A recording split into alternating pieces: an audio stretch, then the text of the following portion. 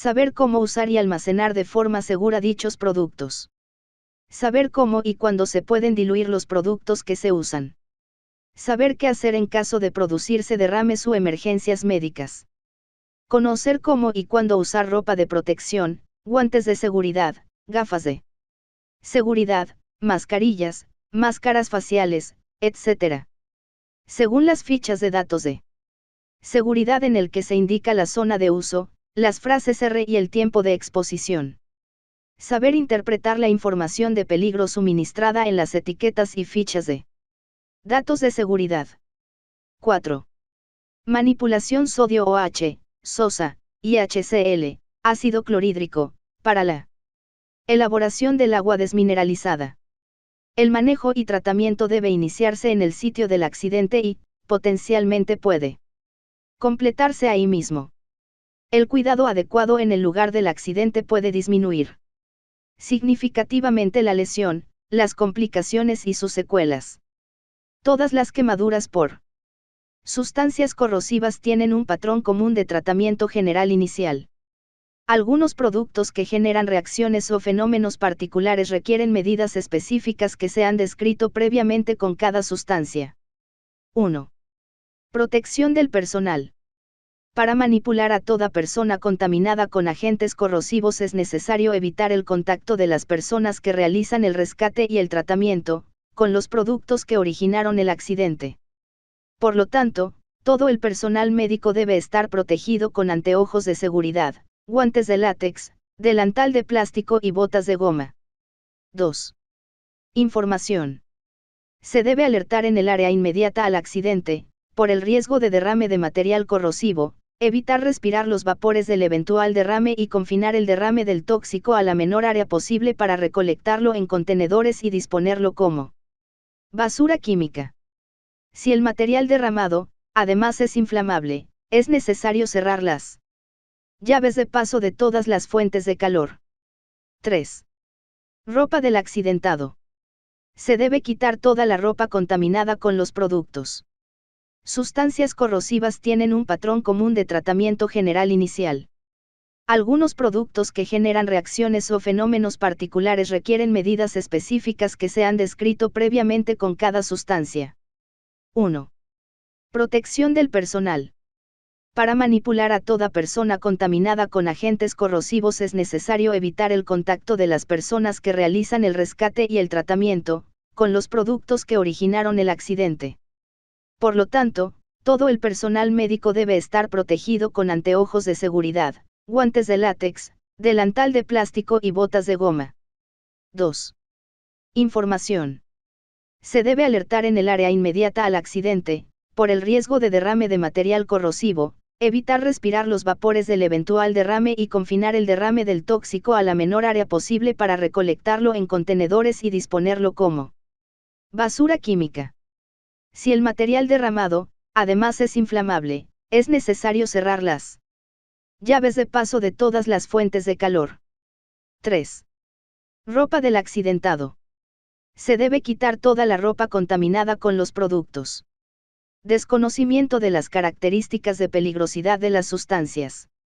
Empleo de métodos y procedimientos de trabajo intrínsecamente peligrosos. Malos hábitos de trabajo. Empleo de material de laboratorio inadecuado o de mala calidad. Instalaciones defectuosas. Diseño no ergonómico y falta de espacio. Contaminación ambiental. De una manera general, las acciones preventivas para la minimización de los riesgos causados por estos factores son: disponer de información sobre las características de peligrosidad de las sustancias. Disponer de la adecuada información para realizar el trabajo de manera segura. Adquirir y mantener buenas prácticas de trabajo. Trabajar con material suficiente y adecuado a las necesidades y en buen estado. Llevar una buena política de mantenimiento preventivo, con revisiones periódicas, y reparar con rapidez las averías. Considerar los aspectos de seguridad, estructural, de diseño y de distribución, en la fase de diseño. No acumular materiales en las superficies de trabajo. Disponer del espacio de una manera racional. Equipar el laboratorio con un sistema de ventilación general, localizada, vitrinas y cabinas, y de emergencia eficaz. Productos químicos utilizados en la elaboración de alimentos. Debe supervisarse periódicamente el sistema de limpieza y desinfección para verificar su eficiencia, por medio de inspecciones previas o de análisis microbiológicos del medio ambiente y de las superficies de contacto con los alimentos. Puede evaluarse periódicamente la eficiencia de la limpieza y desinfección de las superficies utilizando placas de contacto que contengan medios de cultivo para crecimiento bacteriano. Esos procedimientos son muy simples, no exigen ningún equipo o entrenamiento especial. Las pruebas microbiológicas son relativamente lentas y no revelan problemas a tiempo de prevenirlos. Algunas alternativas recientes, como la bioluminiscencia, se están usando en la industria procesadora de alimentos. La bioluminiscencia está basada en la reacción enzimática causante de la luz de la luciérnaga. En este proceso, la intensidad luminosa es proporcional a la cantidad de materia orgánica y de bacterias encontradas en la superficie de prueba. 3. Documento 2. Medios de protección. Se instalará el equipo necesario para salvaguardar la empresa y las personas que trabajan en ella. 3.1 Medidas de emergencia. En cumplimiento del artículo 20 de la Ley de Prevención de Riesgos Laborales, en las empresas que por su tamaño y actividad, así como por la posible presencia de personas ajenas a la misma, el empresario deberá establecer los medios para asegurar una secuencia de evacuación y medidas a adoptar en el caso de que se produzca una situación de emergencia previsible. Así, se deberán asegurar los medios para informar a los trabajadores de la existencia de riesgos y de las medidas que deben adoptarse en materia de protección. Dar las instrucciones necesarias para que los trabajadores puedan interrumpir su actividad y, en caso de ser necesario, abandonar el puesto de trabajo. Disponer de lo necesario para que el trabajador esté en condiciones de adoptar las medidas necesarias para evitar las consecuencias de un determinado peligro. Para la implantación de las medidas de emergencia, se deben tener en cuenta los siguientes puntos básicos. 1. Inventario de los medios disponibles para hacer frente a las emergencias descritas en este documento. 2. Equipos de protección individual, medios de lucha contra incendios, medios para la contención y recogida de derrames, botiquines, etc., solventando las deficiencias que se detecten al respecto durante la evaluación de riesgos con la mayor brevedad posible. 3. Designación de los equipos de emergencia y del personal encargado del mantenimiento de los equipos de protección. En el caso de que estos no posean la formación necesaria al respecto, deberán recibir la capacitación adecuada, actualizándose periódicamente. 4.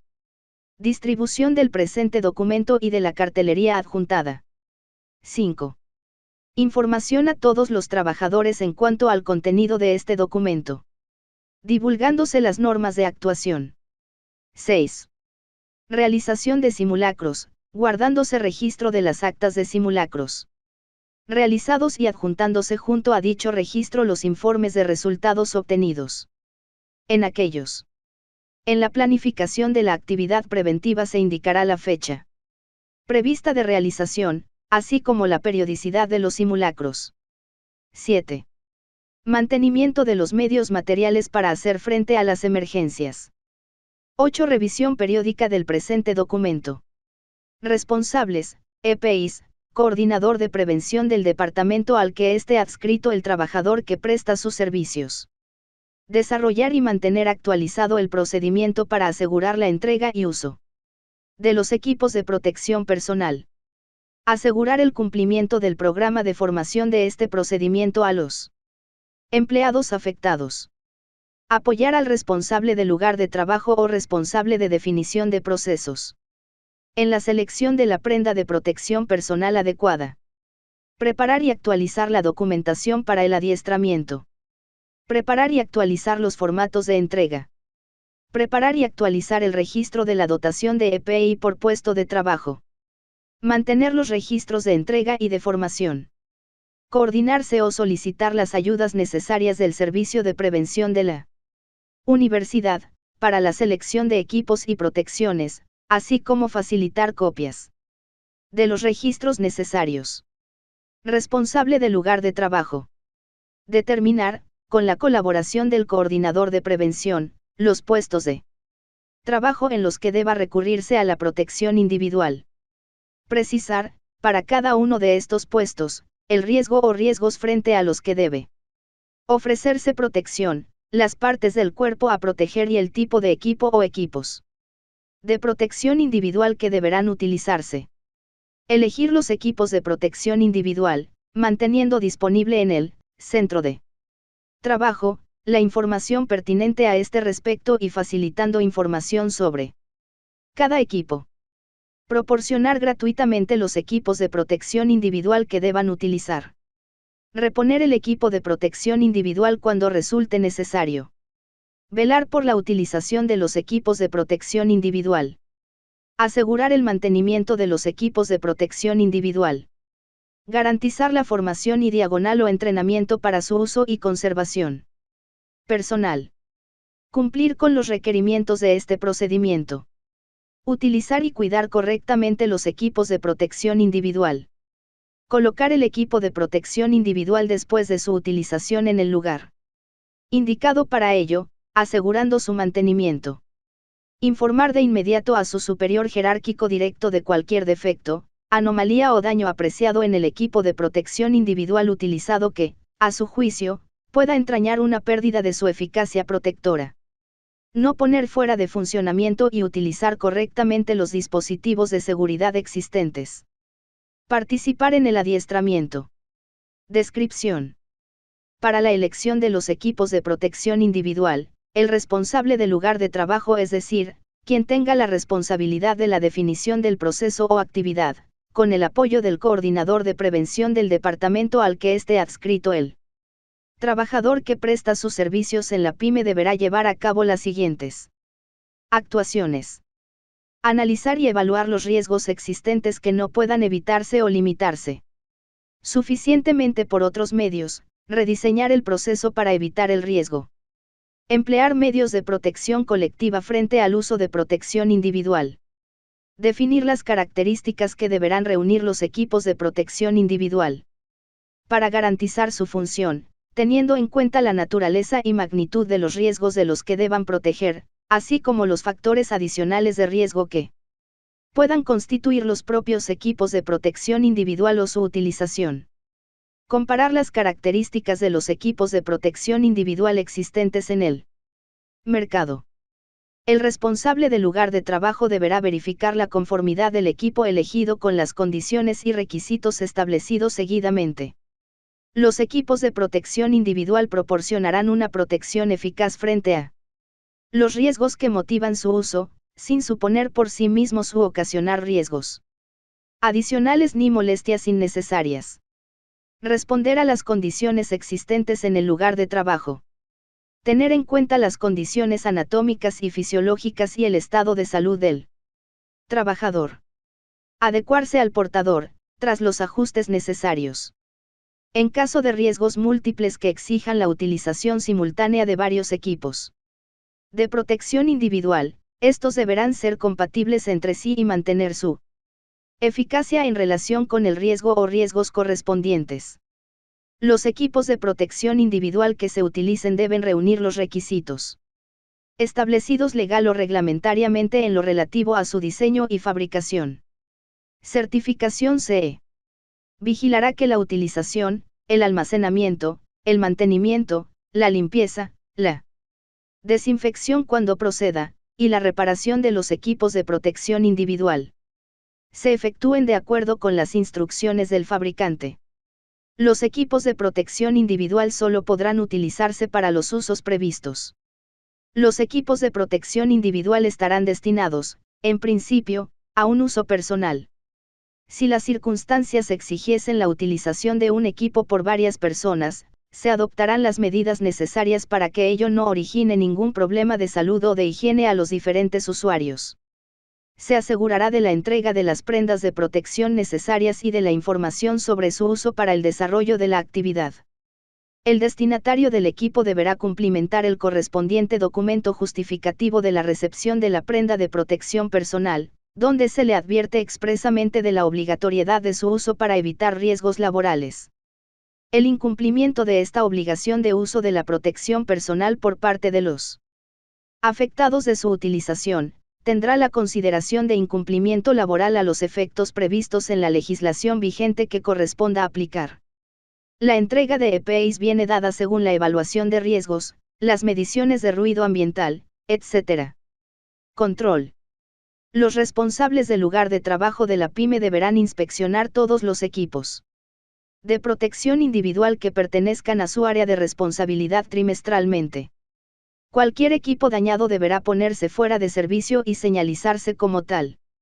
El resultado de las inspecciones deberá remitirse al coordinador del departamento al que esté adscrito el trabajador que presta sus servicios en la pyme, que emitirá una certificación de haberlas recibido al servicio de prevención, al menos una vez al año. Formación. Todo el personal que vayan a recibir prendas de protección personal, y previamente a su uso, deberán recibir una sesión de formación y adiestramiento en su utilización y mantenimiento, dirigida por el responsable del lugar de trabajo. La sesión de formación deberá incluir los siguientes puntos. Las condiciones del puesto de trabajo.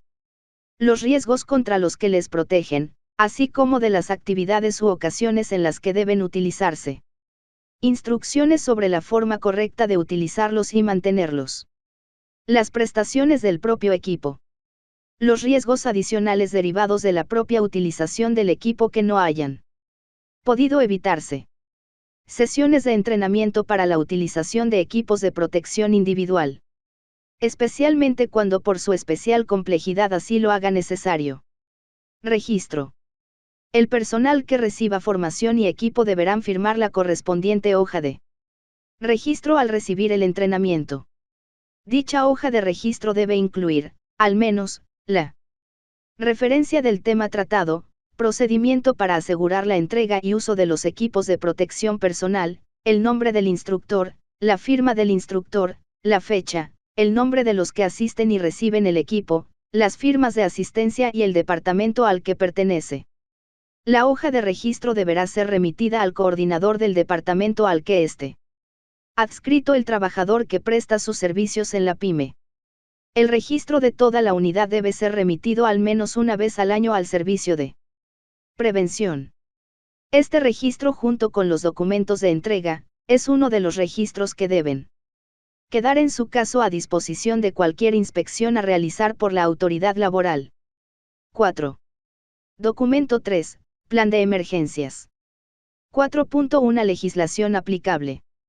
Ley 35/1995, de 8 de noviembre, de prevención de riesgos laborales, medidas de emergencia, artículo 20. El Real Decreto 393/2007, de 23 de marzo, norma básica de autoprotección. El artículo 20, de la Ley 31/1995 de prevención de riesgos laborales establece la obligación de carácter general de prever las posibles situaciones de emergencia. Adoptar las medidas necesarias en materia de primeros auxilios, lucha contra incendios y evacuación, designar el personal encargado de poner en práctica estas medidas y organizar las relaciones con servicios externos a la empresa. Esta ley 31/1995, sin embargo, no cubre suficientemente los requerimientos de prevención y reducción de riesgos en determinados casos. Actualmente, la reciente norma básica de autoprotección publicada por Real Decreto 393/2007, de 23 de marzo. Sí los cubre, y establece una estructura y unos contenidos para un mayor desarrollo del plan de autoprotección, compatible con los objetivos y el desarrollo que requiere. El artículo 20 de la Ley 31/1995. Orden de 29 de noviembre de 1984, por la que se aprueba el Manual de Autoprotección. Guía para desarrollo del plan de emergencia contra incendios y de evacuación de locales y edificios. Real Decreto 2177/1996, por el que se aprueba la norma básica de edificación. NBSPI/96, condiciones de protección contra incendios en los edificios. 4.2 Programa de emergencias. El programa de emergencias pretende definir la secuencia de operaciones a desarrollar por cada persona ocupante del centro de trabajo. Para el control inicial de las emergencias programadas y que pudieran materializarse dando lugar al siniestro, el programa pretende establecer los criterios de actuación de las personas vinculadas con el presente proyecto, para, en todo momento, tener claro. Cuadrado negro pequeño que se debe hacer. Cuadrado negro pequeño que no se debe hacer. Cuadrado negro pequeño cuándo se debe hacer. Cuadrado negro pequeño cómo se debe hacer. Cuadrado negro pequeño quién lo debe hacer. Clasificación de las emergencias. Conato de emergencia. Las situaciones susceptibles de producir un conato de emergencia son: fuego de reducidas dimensiones, producido en las dependencias del centro de trabajo, ocurrido durante el turno de mañana y en zonas donde se encuentre presente personal de la empresa. Emergencia parcial. Las situaciones susceptibles de producir una emergencia parcial son: fuego de reducidas dimensiones, producido en las dependencias del centro de trabajo, ocurrido durante el turno de mañana y en zonas donde se encuentre presente personal de la empresa. Emergencia general. Las situaciones susceptibles de producir una emergencia general son: 1. Fuego producido en turno de tardes o durante las guardias, en cualquiera de las dependencias que no se encuentre presente el personal de la mercantil. 2. Incendio incontrolado en cualquiera de las plantas zonas del edificio. 3. Incendio incontrolado en alguno de los edificios próximos. 4. Amenaza de bomba o atentado terrorista. 5. Inadecuado mantenimiento del sistema equipos eléctricos, que se produzca un cortocircuito, en cualquier zona del edificio, inadecuado mantenimiento de equipos. Ordenadores, equipos médicos. 6. Incendio de material combustible en la zona los almacenes. 7. Incendio en las zonas donde se almacena material, documentación, archivos. Acciones a emprender. Alerta. Cuando se produzca una situación de emergencia, será obligatorio avisar inmediatamente al jefe de emergencias, quien actuará y ordenará que se actúe con los medios propios del centro y determinará la situación de emergencia, conato, emergencia parcial o general. Alarma. Provocará el inicio de la evacuación de los ocupantes del centro de trabajo. Siempre se dará a instancias del jefe de emergencia. Intervención. Realizada por, al menos, 2 personas integrantes del equipo de emergencia, acudirán al lugar donde se ha producido la emergencia con objeto de intentar su control, con los medios disponibles y sin exponerse innecesariamente. Apoyo exterior personal y equipos implicados en caso de apoyo exterior. 4.3 Instrucciones en caso de emergencia, a tenor de lo establecido en el artículo 20 de la Ley de Prevención de Riesgos Laborales. El personal responsable de controlar las distintas situaciones será el formado para ello. Se cumplimentará la ficha de teléfonos de emergencia, exponiendo una copia en un lugar visible y próximo al teléfono. Ante cualquier emergencia, seguir las siguientes instrucciones. Primeros auxilios. 1. Proteger al accidentado y a nosotros mismos de cualquier otro posible accidente. 2. Avisar al encargado de primeros auxilios y en su caso, a servicios médicos externos habiéndose evacuado al accidentado. 3. Socorrer al accidentado. El personal encargado de realizar las actividades de socorrismo será el formado para ello. Incendios. 1. Valorar la situación. 2. Mantener la calma. 3. Alertar a la centralita telefónica y al jefe de emergencias. 4. Identificarse. 5. Detallar el lugar, naturaleza y tamaño de la emergencia. 6. Combatir la emergencia, Si es un fuego pequeño, utilizando el medio de extinción adecuado, no poner nunca en peligro la integridad física. 7. Ataque el incendio situándose entre la salida y el fuego. 8. Indicar la situación actual del fuego al jefe de intervención o miembros del equipo de intervención. 9. En caso de evacuación, diríjase al punto de reunión. El personal encargado de la extinción de incendios será el formado para ello. Normas de utilización de un extintor. 1. Tener en cuenta la duración de un extintor, unos 30 segundos aproximadamente. 2. Separar el soporte donde va colgado. 3. Quitar el precinto del pasador tirando hacia afuera. Este precinto está ubicado en la cabeza del propio extintor. 4. Situarse a una distancia de unos 3 metros del fuego. 5. Apretar la palanca de la válvula de descarga. 6. Dirigir el chorro de polvo a la base de las llamas y al punto más próximo a su posición. 7. Realizar un movimiento de abanico o zigzag. 8. Avanzar hacia el fuego a medida que las llamas se van apagando. 9. Para cambiar de posición de ataque, interrumpir el chorro de polvo dejando de presionar la válvula. 10. Si el fuego es de sólidos, una vez apagadas las llamas, es conveniente romper y esparcir las brasas con algún instrumento, y volverlas a rociar con polvo o agua. 11. Recargar el extintor, aun cuando no haya sido necesario. 12. Vaciarlo en su totalidad. Accidente. Proteger el lugar de los hechos. Eliminar el peligro que originó el accidente con el fin de evitar un nuevo accidente. Alertar a los servicios de socorro. La persona que dé la alarma debe indicar el lugar exacto del accidente, o el tipo de accidente y riesgos que puedan agravar la situación, o el número de heridos y su estado. Identificarse y recuerde colgar. Siempre en último lugar. Socorrer a las víctimas. Evacuación. Mantener la calma y serenidad, no grite. Prestar atención a las órdenes del equipo de evacuación. No rezagarse a recoger objetos personales. Salir ordenadamente, sin correr, andando deprisa. Ante la presencia de humos, salga reptando y con un trapo húmedo cubriendo la entrada de las vías respiratorias. No utilice los ascensores. No utilice su vehículo para salir del recinto. No retroceda. No se detenga en la salida. No vuelva a entrar en las instalaciones bajo ningún concepto.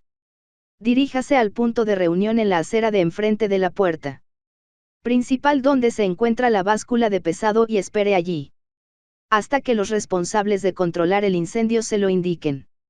El personal encargado de coordinar la evacuación será el formado para ello. 4.4 Equipos de emergencia, denominación, composición y misiones. Constituyen el conjunto de personas especialmente entrenadas y organizadas para la prevención y actuación en accidentes dentro del ámbito del establecimiento.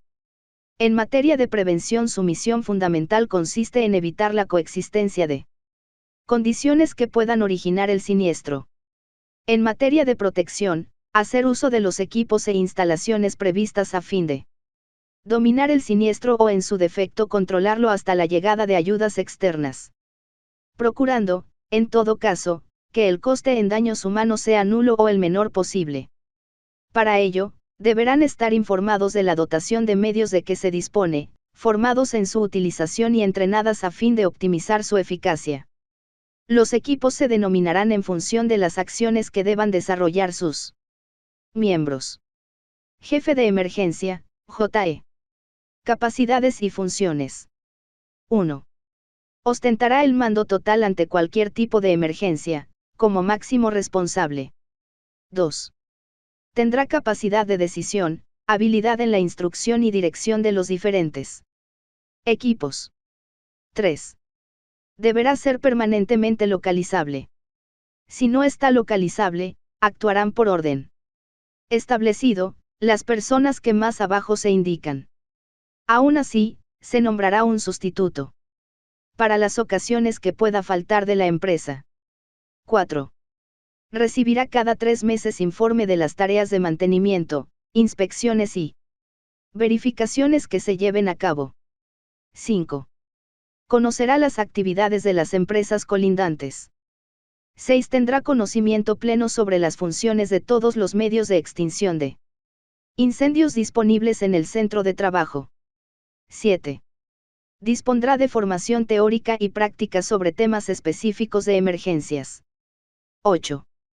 Tomará las medidas oportunas para que las prácticas de extinción de incendios y los simulacros de evacuación se lleven a cabo en las fechas y condiciones previstas, de forma disciplinada, con seguridad y a ritmo moderado. Exigirá rapidez al personal cuando éste esté suficientemente entrenado. 9. Promoverá reuniones periódicas con todos los miembros de los diferentes equipos, donde se traten las incidencias surgidas, en las diferentes inspecciones. Es la máxima autoridad en el establecimiento durante las emergencias. Actuará desde el centro de control, lugar donde se centraliza las comunicaciones, a la vista de las informaciones que reciba del jefe de intervención desde el punto de la emergencia. Poseerá sólidos conocimientos de seguridad contra incendios y del plan de emergencia, debiendo ser una persona con dotes de mando y localizable durante las 24 horas del día. Decidirá el momento de la evacuación del establecimiento. Conato de emergencia. Acudir al lugar de la emergencia. Asumir la dirección de la situación, valorar la misma y decidir. Si la situación está controlada, tomará las medidas que a continuación se detallan. Si no fuera así, seguirá las directrices que se indican para una emergencia general /parcial. Dar instrucciones al equipo de intervención para que organice el reintegro a los puestos de trabajo de todo el personal alertado. Recibe información de lo acontecido y prepara un informe. Emergencia general /parcial. Comunicará al jefe de intervención que se desplace al área siniestrada con el equipo.